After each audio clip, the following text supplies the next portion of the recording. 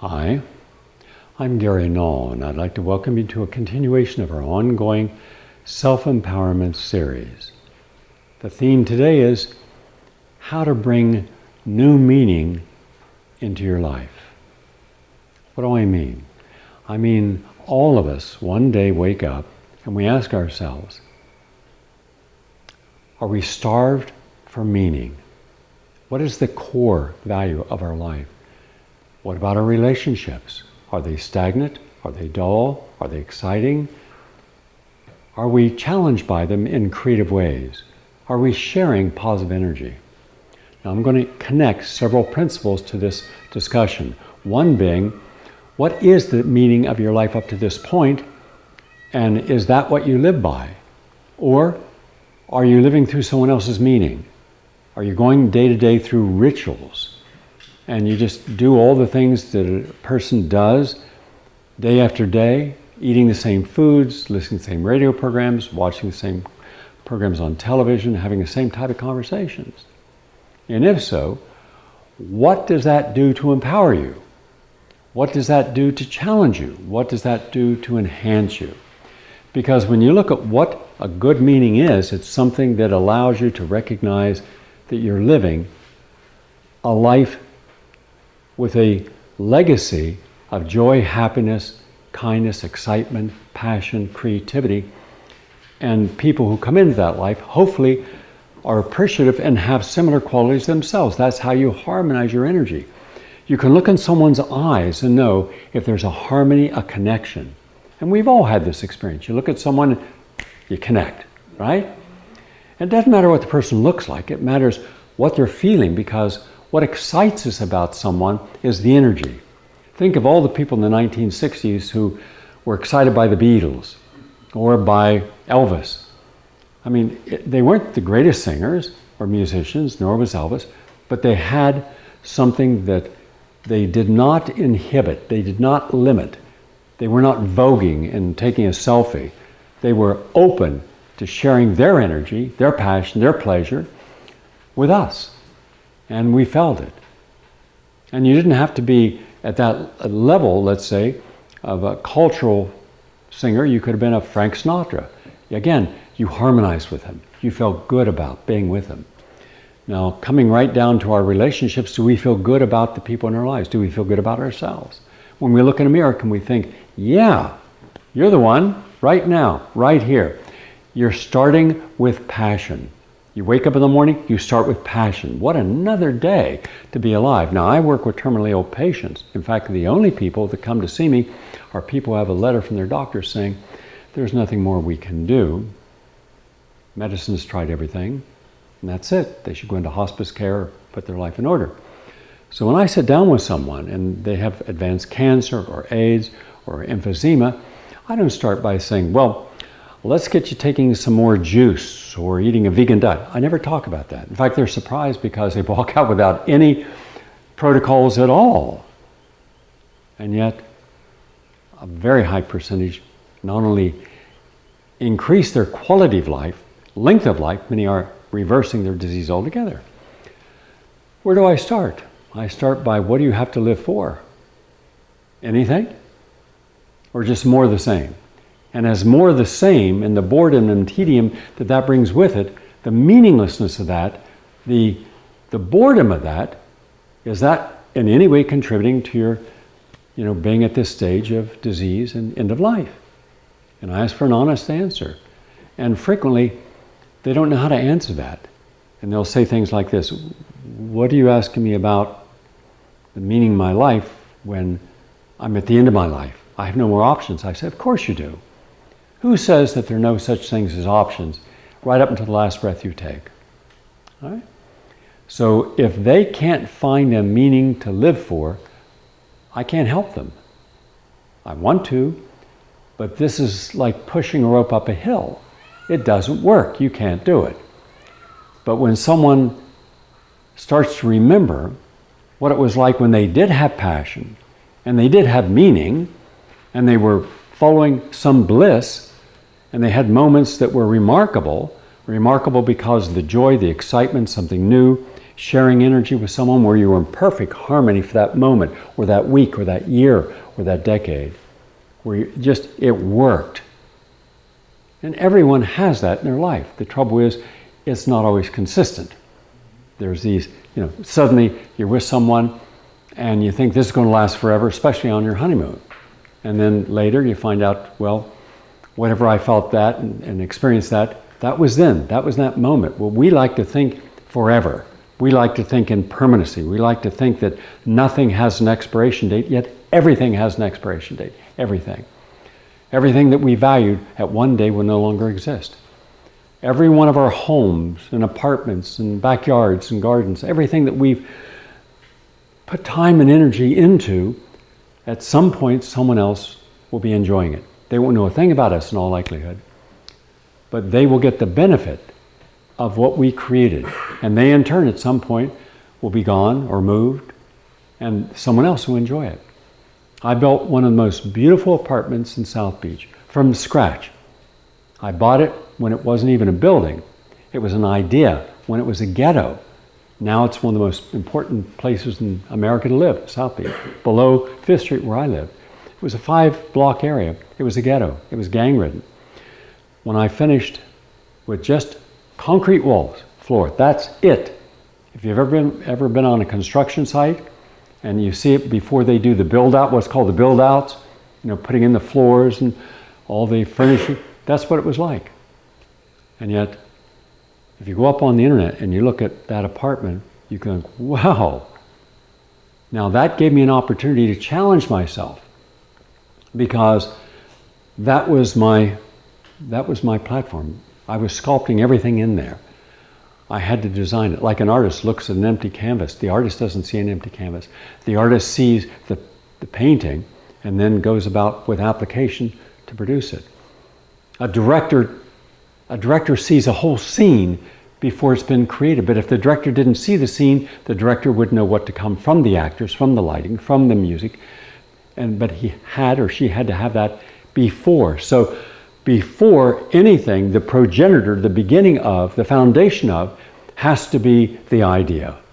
And the idea is what allows us to have the passion, because when you start building upon an idea, every stage of building upon the idea, from conception to completion, you're the architect of. It's your design. You can change it at any time. You can repurpose it. If it doesn't work one way, make it work another way. And then one day, you stand back and think, wow, this is pretty neat. Now, Picasso, Michelangelo, Leonardo da Vinci, Degas, all the great ones, Renoir, none of them started without an idea. They didn't make it up as they went along. You don't suddenly go out there and say, I'm going to build the Louvre. I have no idea what I'm going to do. No, you have ideas.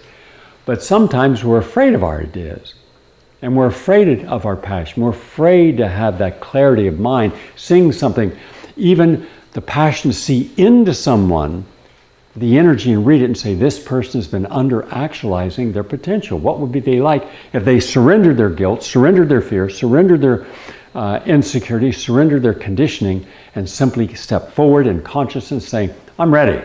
What do you want to do? Huh? Now that's an exciting person to be around, because they're not predictable. I mean, just think of it.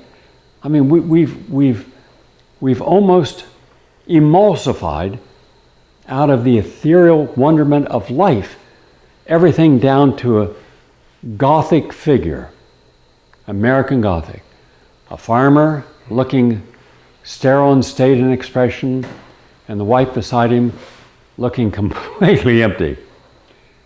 Well, who says you can't have passion? Who says you can't be creative? Who says that you have to measure or limit or edit or circumscribe whatever your idea is?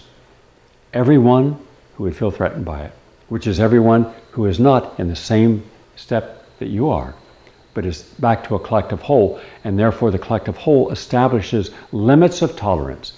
We will tolerate you and your ideas until they start to go to the third rail of our being.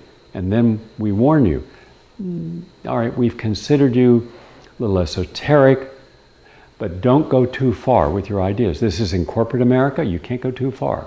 You have to pay attention. What brings in the profit to the bottom line? Everything we do, we're suddenly boxed in. But it's not real. We push and we feel resistance. I can't grow. I'm limited. I'm limited. So then we pretend to want to be out of this highly structured, codified existence. We want to open those doors and see that sunshine of every possible potential thing. But then we resist. One hand pushes the door, the other hand holds the handle. Duality. What I want, I'm not allowing myself to experience. I want the courage, but I'm living by fear.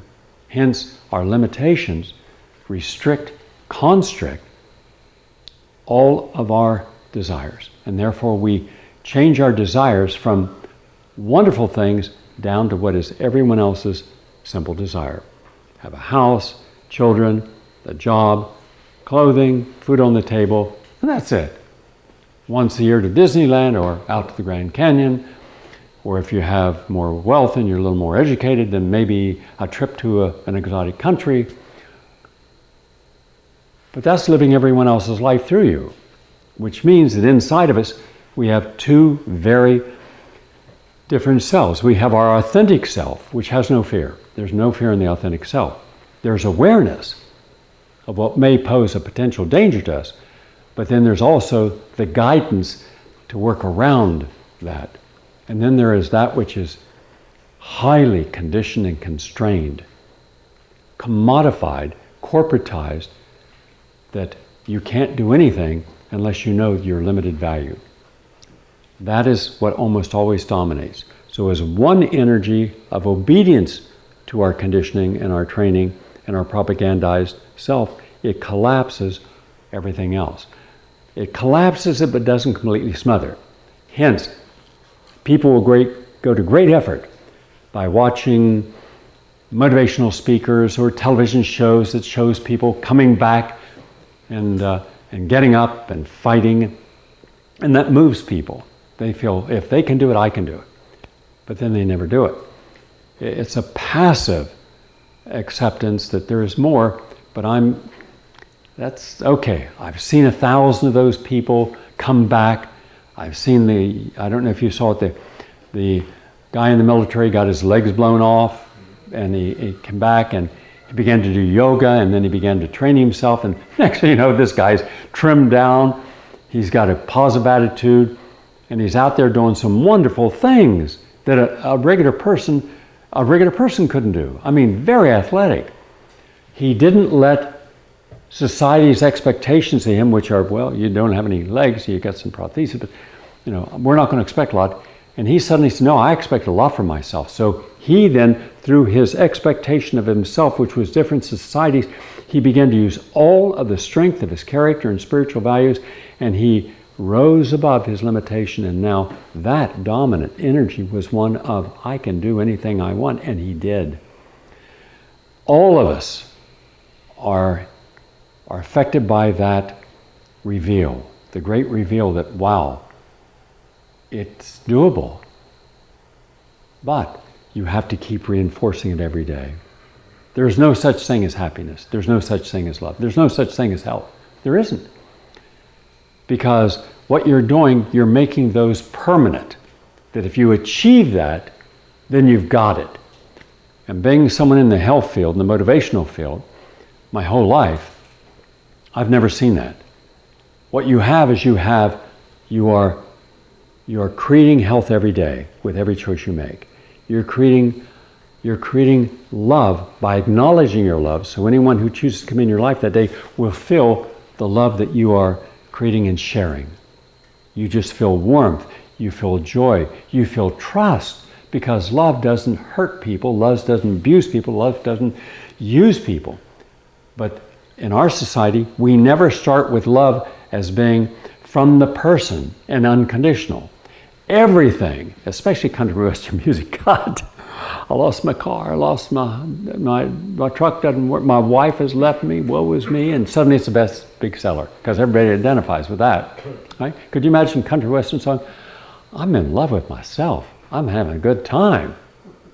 Everyone in my life, we're filled with joy. Well, I can't identify with that. They're identifying with the pig squealer in the deliverance. So, what's true?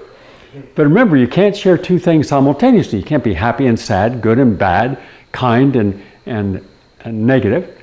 You're one or the other. That's the idea of understanding which energy is dominant today. So the day that you put the positive energy in your mind and then you actualize it, not just proselytize it, but you actualize it, in that moment you are love, you are health, you are creative, because you're creating something. So we're not a society that helps people alter their story by starting over. We have a hard time starting over. And yet every journey should start not in the middle of where you have left off or where you stopped or where you have a disease, a divorce, a crisis. Starting over there is the wrong way to start a journey, because you're assuming that the road you're on is the road you should have been on to begin with. And it's not. It never is. If you want to start over, then start over. And then look ahead and say, what now is going to be the meaning of my life, so I'm not starved for meaning on a road I shouldn't have taken, but was obedient to everyone else's needs for me to be the good son, the good father, the good mother, the good sister, the good brother. Stop trying to please other people by the choices you're making that somehow will allow them to feel better about you than you even feel about yourself. And that brings me to this. We don't know how to express ourselves about our frustrations, except almost always inappropriately. You've all heard of ego, right? Freud wasn't the first to talk about the power of ego. He was the first one to sexualize it, and a lot of other things I think are completely missing the boat, but that's me. We see ego, and ego manifests in many different ways, and sometimes it's subtle, but sometimes it's very overt. With the bragging, the person who feels that they can go in and use a comedy routine for pure vulgarity. You never heard the Marx Brothers being vulgar. They were clever. Far, far more challenging and difficult to be clever and sardonic and to undermine someone else's self-righteousness in a way that mocks them, and we laugh about it. And that's why the Marx Brothers films were so funny. There they had Duck Soup. If you ever watch the film Duck Soup and they're marching, to war, to war, to war, and it shows the absurdity. They're mocking war. That would be very appropriate today.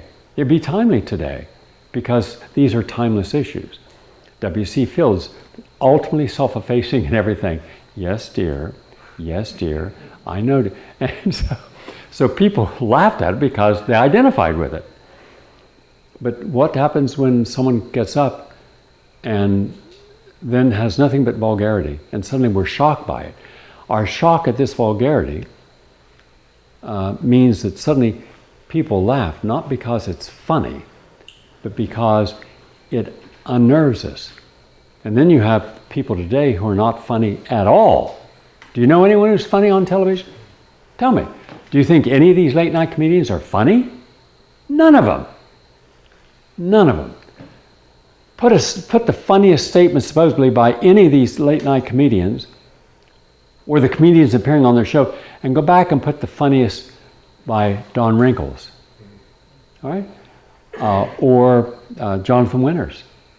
Show me someone today who could do Jonathan Winters, extemporaneous, riff on anything, and you just laugh in yourself, because they were creative and had no fear. They had no barrier. They were not politically correct. In fact, they chose to be politically incorrect. And we like people who mock authority, mock stupid traditions. But now all of those people, from Richard Pryor to Lenny Bruce to Mort Saul to the people who came through different generations, would no longer be able to perform, because they would be considered too insensitive. You're saying something that I feel threatened by. My very life feels threatened by your comedy routine. Hence, colleges, they won't go on college campuses.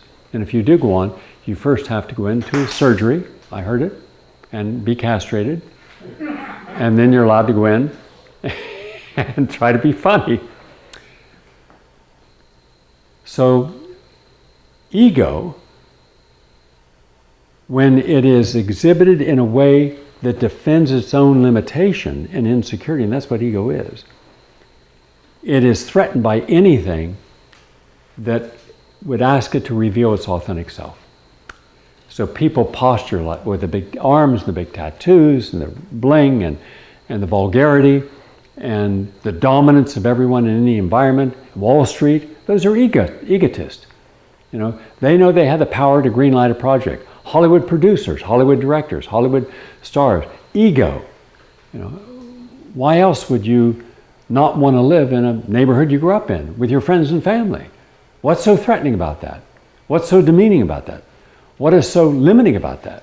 So you want to go to a place that you know no one, that everybody's pathologically narcissistic, to be around people that you're not going to hang with because nobody wants to be seen when they don't have their makeup, stylists, clothes, publicists walking on a red carpet. I think they should just, everybody in Hollywood should have some attendees that when they walk into a supermarket, first they lay down the red carpet.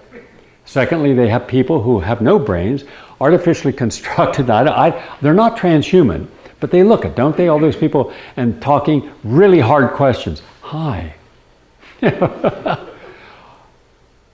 How do you feel about this movie? Jesus. Never an interesting question, and always the same stupid answers. Yet people regale over being able to participate as voyeurs to this whole treatment of unique and special people. There's nothing unique or special about anybody in Hollywood or Wall Street or big industries. Yet be in that environment and suddenly the egotists are always the ones who demand attention.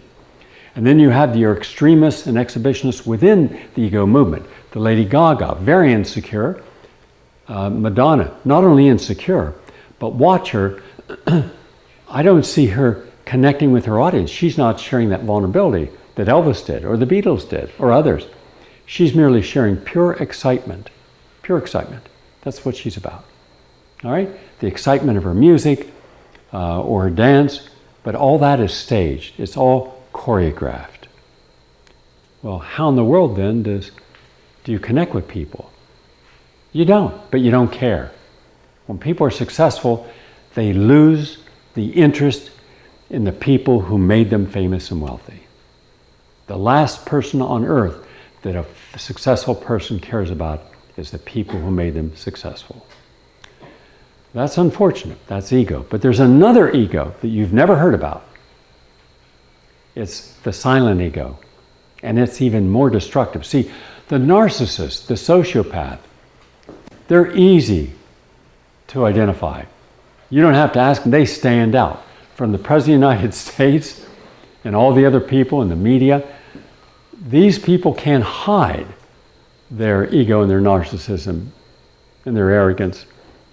Because with ego comes arrogance. Because you never think that you're wrong. You have to be right about everything, and everyone in your world has to agree with you, or you get rid of them.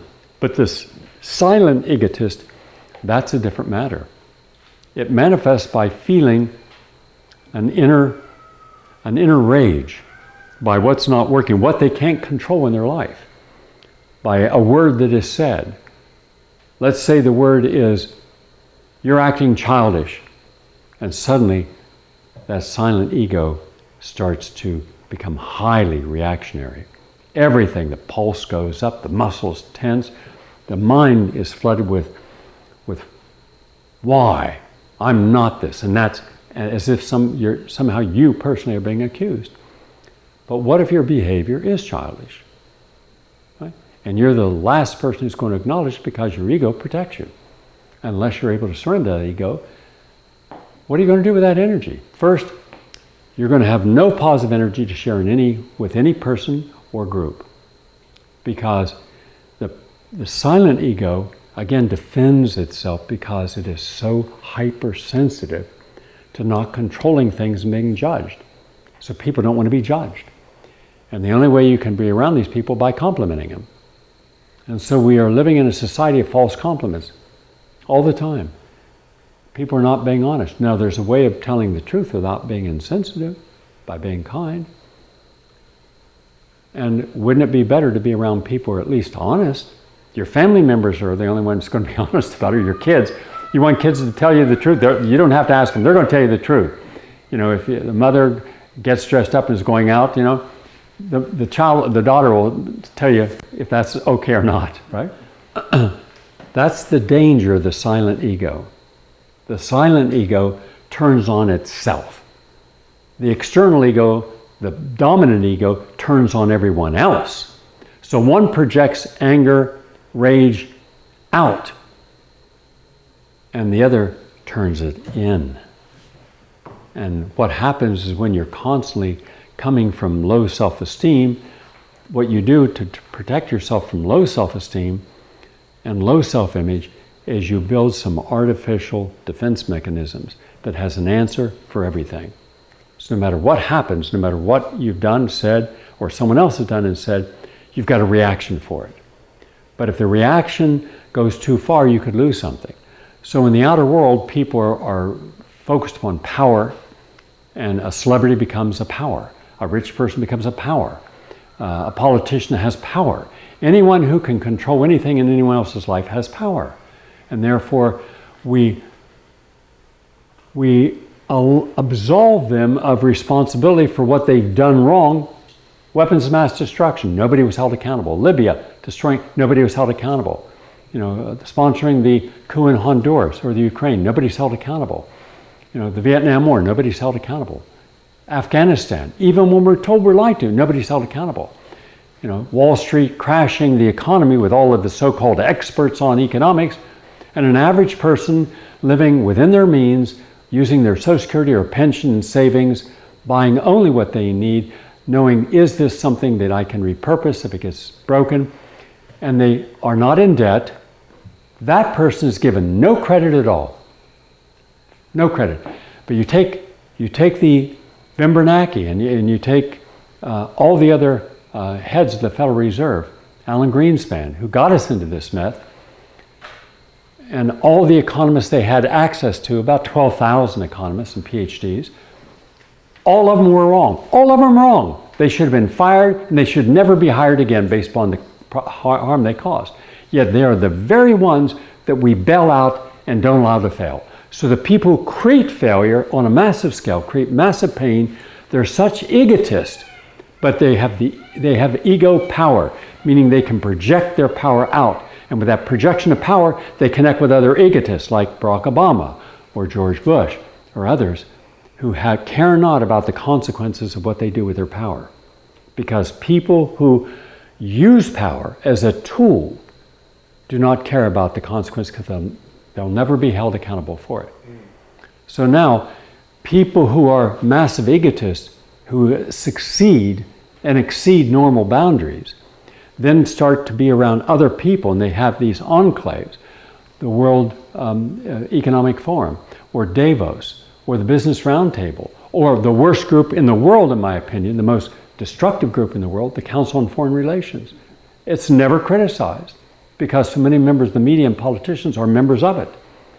So the very people who are causing virtually all of our problems in the world, all of them, all the destruction, all the killing, and of other countries, all of the destruction of our environment, all the destruction of our air and soil, pollution, never one of them is ever held accountable. So, what if we said that those externalized egos, which are not going to change, and they're not going to share power or change power, or their methods or their protocols, your doctor, if every single patient of the oncologist dies, they will not relent their egos. They're massive, massive, destructive, pathological egos. And yet, they didn't start that way. They started probably with noble ideas about humanity and how to save lives. But somewhere in the world of theirs, they began to change. So remember I said there's no such thing as love and happiness and trust. You have to actualize it every day or it doesn't exist. Because how many times have you seen people who lost weight and then gradually gained it back and lost all their motivation? And now they're down here again and they're overweight again. Or how many people bought stuff they shouldn't have had and someone bails them out and then they go right back in there because their ego makes them think because they've got a degree in economics that somehow they're smart and they're not going to. That's ego talking. A stupid ego, a childish ego. And then instead of having money because they didn't try to make more money, they try to protect what they have and live within it, it's gone. So now the smart guy in the room is borrowing money from other people. Well, if you're that smart, you shouldn't be borrowing money. You should be saving your money and not indebting yourself through an ego of trying to show that you are a good person by what you sacrifice for other people when one gains and one loses. That's not a good exchange. That's not a meaningful life. You gain when everybody benefits, but if you mean you have to be smarter than what you otherwise would be by your reaction, then stop reacting to a situation and use reason. Pull back, take your ego out of the equation and say, what is the best way of approaching this problem? Where everyone benefits, nobody loses. Because if someone gains and someone loses, that's stupidity, and that's ego. Now the silent ego ties in. I came up with the idea of the silent ego when I was thinking about a really brilliant and original thinkers, and I was fortunate enough to have some of these in my life, and I felt blessed because these people had these thoughts. Carmi Harari, the great psychoanalyst, and Martin Shepard, and Donald Mullen at the Albert Ellis Center. But one person was very unique. He was Lawrence Lashan, and he was at the Institute of Applied Biology when I was there, and he was the first person, all after Hans Selye, the father of stress therapy, who said, the more stressed you are for being unappreciated, the more likely you are, if you're a woman, to have breast cancer.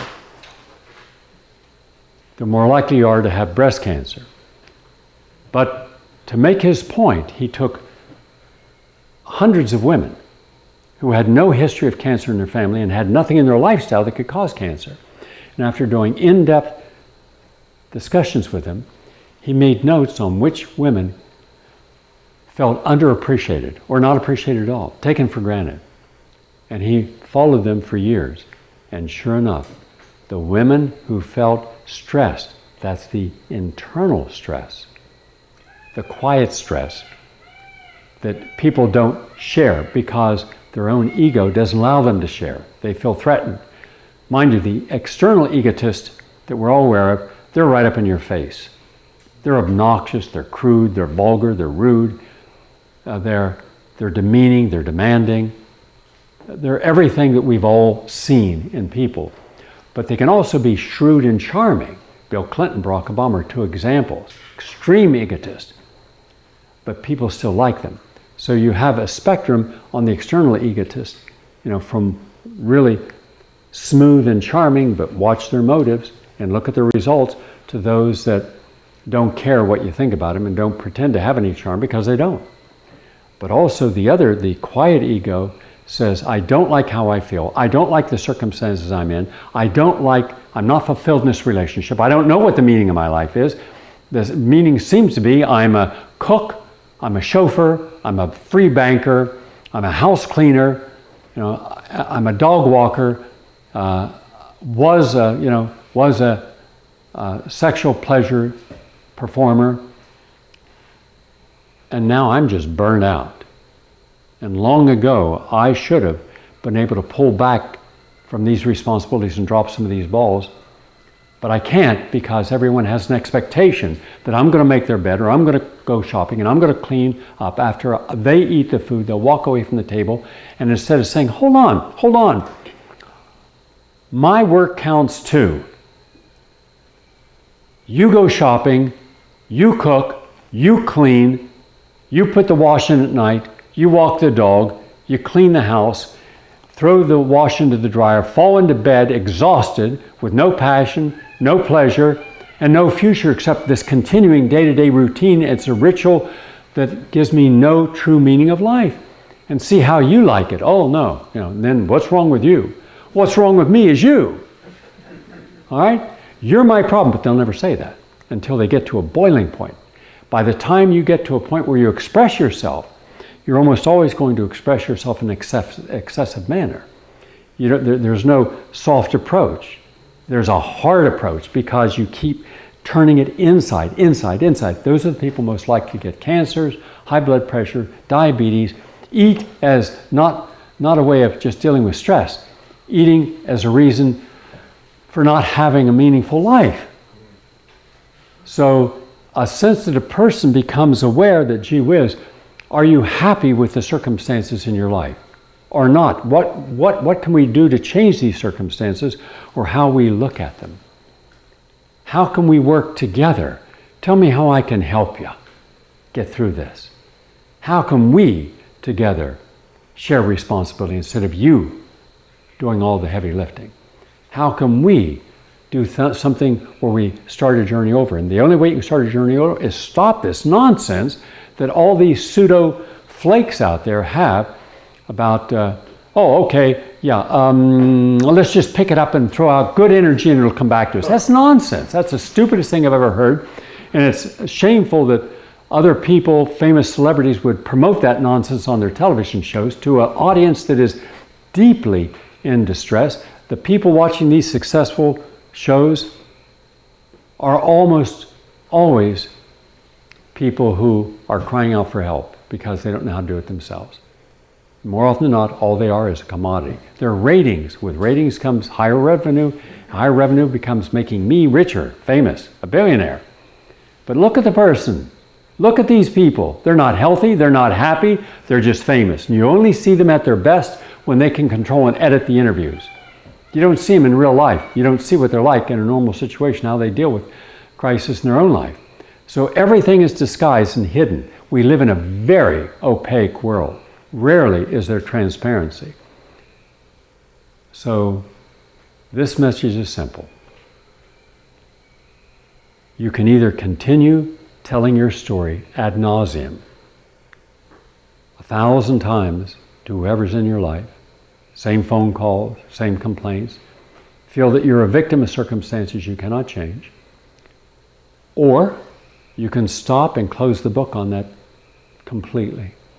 You can write yourself a long letter, the story as it was up to this day. Write it out. If it's 5 pages, 20 pages, 100 pages. Read it, forgive it, and burn it. Then start a new journal, start a new page, start a new story. But you've got to do it on a new path, your path, the path you choose, no one else, and you prepare yourself with the tools you need going forward. And guess which 4 tools you cannot use on this new path? Fear, guilt, shame, and insecurity. Because then you're not on a new path, you're simply maladapting to your old path. Now, we shouldn't try to rationalize bad choices, and yet we do. That's part of our defense mechanism. I believe most people have outgrown the chapter that they're in. But because we want permanency, because historically that's what gave people meaning, now when we go to places, we don't see permanency. Everything is in transition. Everything. Look, we're all in quarantine here. But in this quarantine, you have the freedom, because we're all doing this together, to go out and exercise and have wonderful food and juices and to listen to lectures and workshops and watch funny movies like the Marx Brothers or Fred Astaire at night. And the other persons out there are locked into a little apartment and they're watching reruns, or they have nothing to do with their time. So they are continuing that idea of becoming a passive spectator. But you don't change your story and you don't go into a new meaningful life using the old way of processing information. You have to have a whole new way of processing. Listen with a non-reactive mind. Go to neutral before you react. Think things through. Pull back and look at all of the different dynamics of what you're seeing to see, have I really gotten so close to my own problems that I'm overreacting to everything? A simple word triggers me? What's that tell me about my brain, my conditioning? That's what you expect from a 6-year-old, because a mature person doesn't react to a word. Since when does a word become a goddamn spear that gets thrown through your heart? Jesus. Does that embarrass you? Does that in any way bring you to a sense of reality to get the hell out of your own ego and get some real meaning into your life? Is that how little meaning there is? And don't try to compare what you do as a, let's say, as a a signatory to being responsible for your children or having a job, to the meaningfulness in your life. Toads can mate and have children. All right? Let us not use how we're a good mother, good father. You won't know if you're a good mother and good father until those people are out on their own and see, are they happy? Are they balanced? Are they free of your conditioning? Because if all they're doing is mimicking you, then the power of your ego has become them.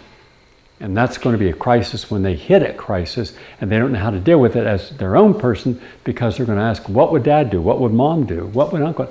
That's not how we deal with problems. We have to do, what will I do in this moment? Now, if you're free and fluid and flexible, you'll find a solution that is non-destructive but constructive. And hence, every problem you meet is going to be one that creates even more dynamic energy, even more ways of having resources that you are in control of to use. But if all you're doing is reacting based upon how you've been conditioned to react, then my God, a word sets you off? Wow! Then you've got about 3,000 miles of emotional minefields planted every 6 inches around you. Try to walk through that, where a lot more words are going to trigger you. But what if I had said this? You're acting like plywood.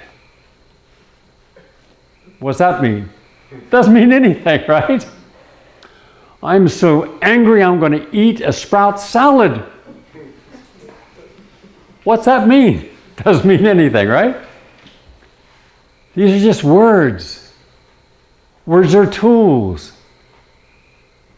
Tools of enlightenment, tools of destruction. Don't weaponize a word, because your subconscious had to weaponize a word before it offended you.